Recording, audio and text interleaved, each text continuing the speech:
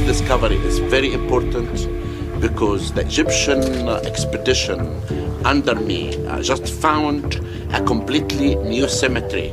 Egypt has shocked the world again. In the middle of deep economic pain, Egypt is building on a scale few can even imagine. Shimmering towers rise where there was once sand, and a new capital city grows while old Cairo struggles with overcrowding and pollution. But why is Egypt pouring billions into impossible dreams when its people are struggling to survive? What burns inside the heart of this nation? Pride, necessity, or desperate hope for rebirth? Answers to these questions will shock you. Egypt's hidden passion. Since 2014, under President Abdel Fattah al-Sisi, Egypt has begun a wave of mega projects that have stunned observers around the world. The national administrative capital, the Suez Corridor, vast desert farms, solar parks, and wind fields. Each project carries a promise of modernity. Officially, these ambitions are tied to Egypt's Vision 2030 plan, a roadmap meant to lift the economy, reduce pressure on crowded cities, and bring dignity back to a weary population.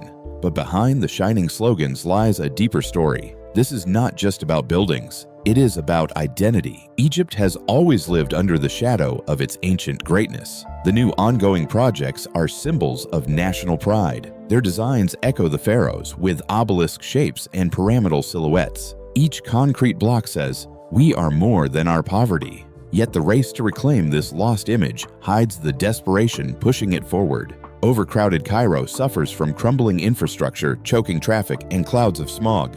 Millions live in informal settlements. Inflation bites and jobs vanish.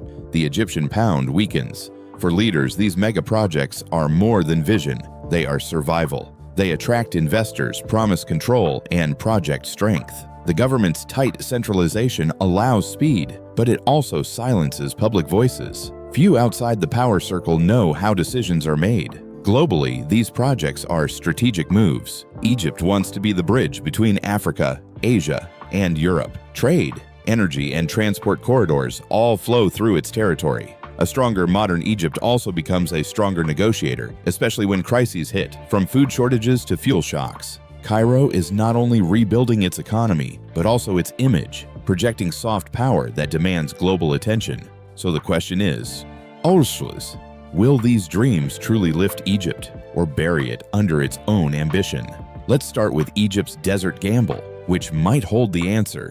The new administrative capital. In the middle of Egypt's vast desert, a whole new city has risen from the sand. It is not a suburb, not a satellite town, but a brand new capital. Officials call it the new administrative capital, yet many Egyptians still cannot believe it exists. The heart of a nation is suddenly moving 45 kilometers east of the Nile. The plan was first announced in 2015. The government said it was the answer to Cairo's suffocation. The old city is home to more than 20 million people, wrapped in smog, noise, and endless traffic. Buildings rise on top of ruins. Streets are choked. For decades, Egypt dreamed of relief, and now that dream has taken form in the desert between the Cairo-Suez Road and the Regional Ring Road. It is part of Egypt's Vision 2030 plan, a promise to modernize infrastructure, attract foreign investment, and escape the weight of the past. The idea sounds bold, but it also raises a haunting question. Can a new city truly replace the soul of an ancient one?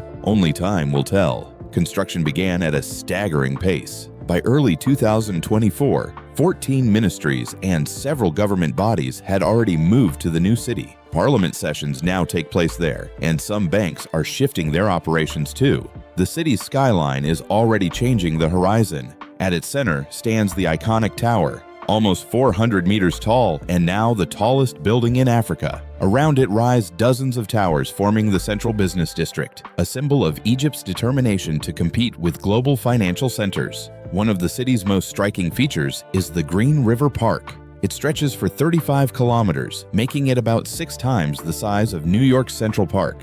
Lined with trees, lakes, and walking trails, it is meant to bring life into the desert. Planners promise events, recreation zones, and cultural spaces that could redefine urban living in the region. Alongside this, the Misr Stadium is being built with a capacity of nearly 94,000 seats. The geopolitical meaning of it is equally powerful. The new capital is a statement to the world that Egypt is entering a new era. It signals control, modernization, and readiness to lead the region once again. Foreign investors and embassies are being drawn in by the promise of a clean, secure, and technologically advanced city. Yet beneath the glass towers lies a deeper motive: the shift of power itself. Moving government institutions away from old Cairo centralizes authority and allows tighter control of administration and surveillance. It is not just a physical relocation, it is a political one. In the next 5 to 10 years, the plan is to move more ministries,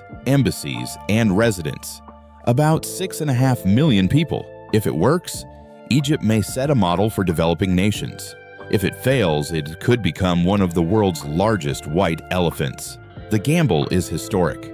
When planes descend over the desert in a few years, travelers may no longer see Cairo first, but a gleaming city of glass and light. And that's just the beginning, because Egypt is working on a secret project that could open a shortcut to the entire world: the new Suez Canal and Suez Corridor. Egypt is quietly rewriting the future of maritime trade by expanding and deepening the Suez Canal and launching the vast Suez Corridor. The nation is trying to turn itself into the world's crossroads of commerce. Officials claim waiting times are being cut in half, capacity is doubling, and new trade cities are emerging along the canal's edge. The question is no longer whether ships will pass through Egypt, but whether Egypt can control the very rhythm of global trade. For more than 150 years, the Suez Canal has been one of the world's most strategic waterways. Since it opened in 1869, it has connected the Mediterranean to the Red Sea, allowing ships to travel between Europe and Asia without circling Africa. For decades, its control gave Egypt enormous leverage, especially during crises like the 1956 Suez War and the 2021 blockage that stopped billions of dollars in trade for a single week.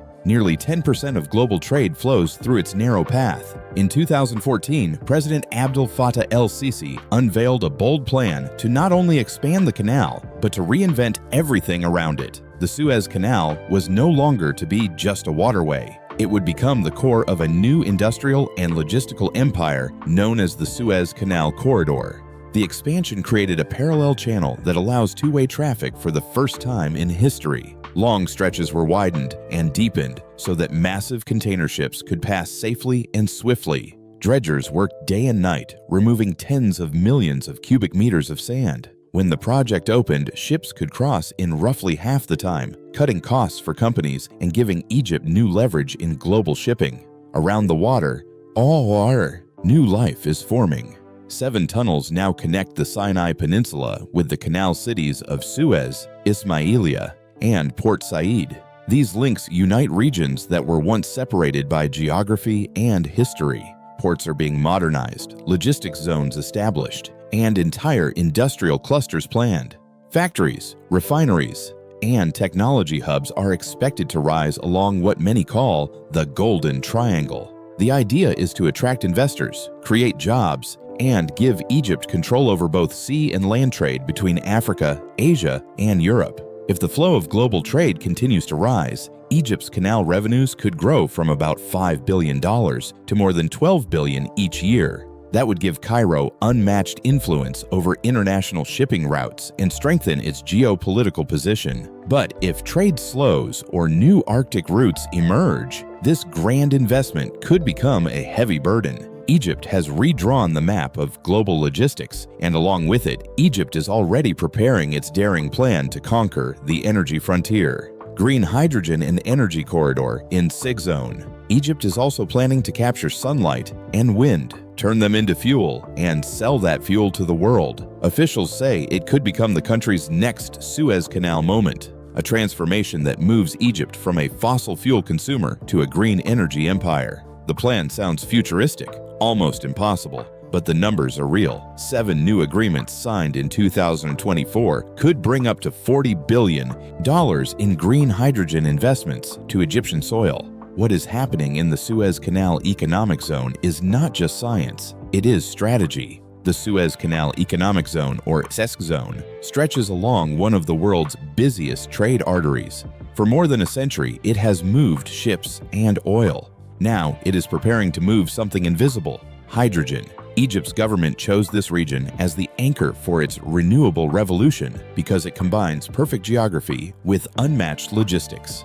The area sits where the Red Sea meets the Mediterranean and is surrounded by deserts filled with sunlight and coasts lined with strong, constant wind. In the future, these natural forces could produce the fuel that powers Europe's factories and ships.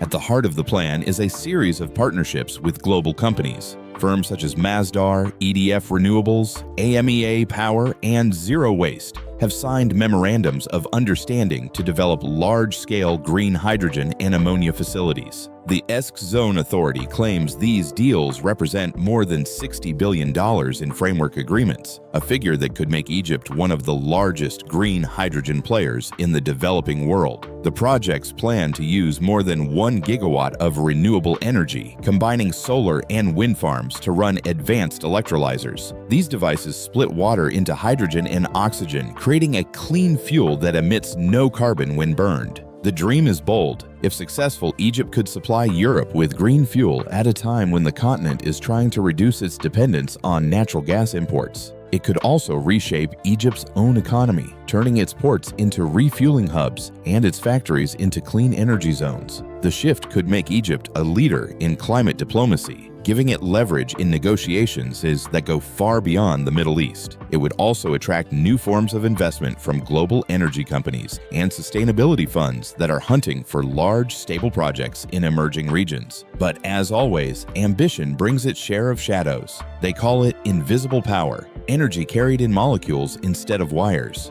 Beneath the sands of the Suez Corridor, pipelines may soon carry the fuel of the future. If the plan succeeds, Egypt could light up Europe. If it fails, it could drown in the cost of its own ambition. Either way, the world will be watching.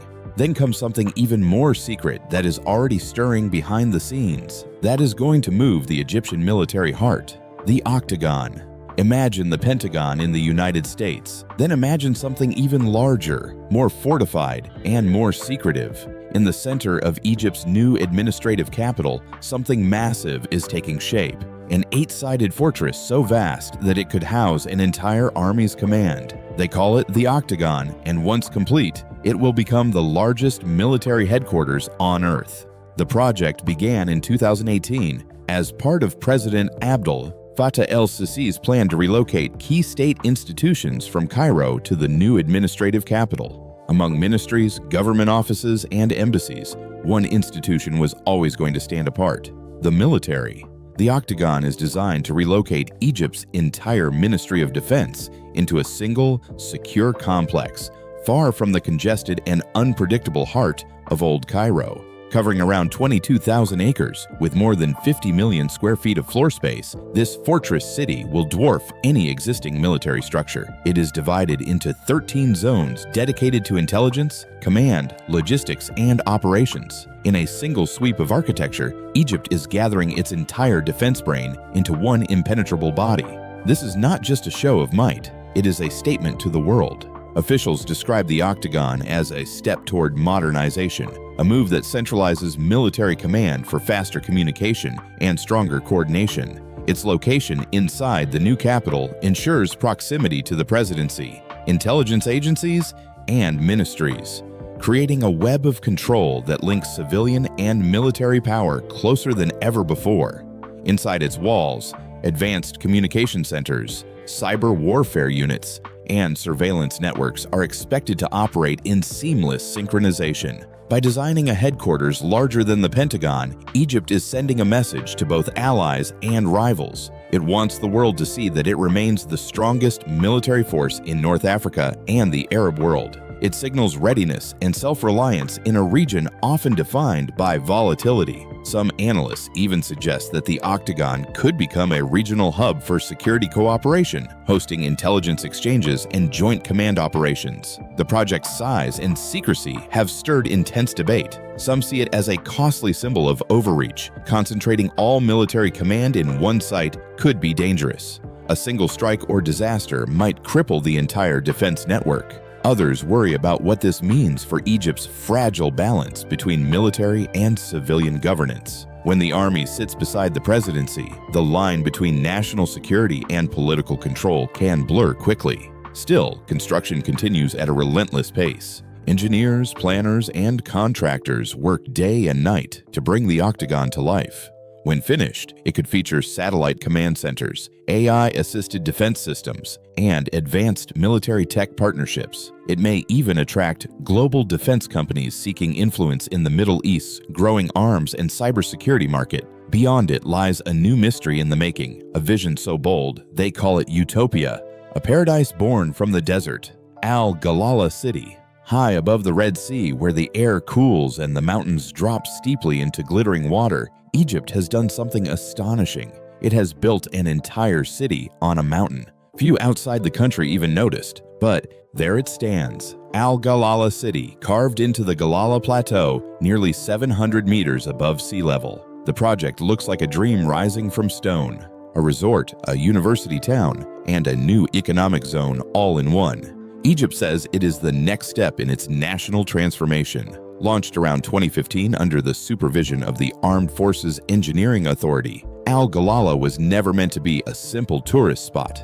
It sits between Ain Sokhna and Zafarana, a stretch of coastline already famous for coral reefs and calm blue water. The plateau's view is spectacular, but the decision to build there was as much about vision as geography. Planners wanted to create a new kind of Egyptian city, one that combines tourism, education, and industry. It was to be a self-contained ecosystem, proof that Egypt could build not only along the Nile but in places no one thought livable. The master plan covers about 17,000 feddans, divided into 3 development phases: residential districts, tourism zones, and infrastructure networks. Cable cars will glide 4.5 kilometers across cliffs. Promenades will stretch along terraces. Hotels, villas, and mixed housing are already under construction. In the heart of the project sits Galileo University, the city's intellectual anchor, built under the Alea model to attract students from Egypt and abroad. Alongside it stands an Olympic village, water parks, and a yacht marina, fed by desalinated seawater.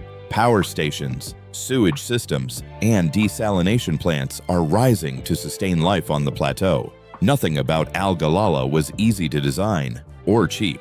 An 82-kilometer highway now connects the plateau to Suez and Ain Sokhna, cutting through cliffs and desert valleys. Trucks, workers, and tourists use the same serpentine road that winds down to the sea. Engineers call it one of the most difficult infrastructure achievements of Egypt's modern era. The government says the city will open a new tourism belt along the Red Sea, easing pressure on the crowded Nile corridor and drawing investment from global hospitality brands. In its best-case scenario, Al-Galala becomes another Sharm el-Sheikh, but more elevated, more exclusive, and accessible all year because of its cooler climate. But the dream carries a darker edge. Building on steep, arid terrain has been expensive and risky. Engineers face erosion threats and the constant challenge of water scarcity. Desalination consumes huge amounts of energy. Critics fear that Al-Galala will become a tourist bubble, a beautiful island in the sky, detached from ordinary Egyptians. In 2024, tragedy struck when a bus carrying Galala University students crashed on the mountain highway, killing 12.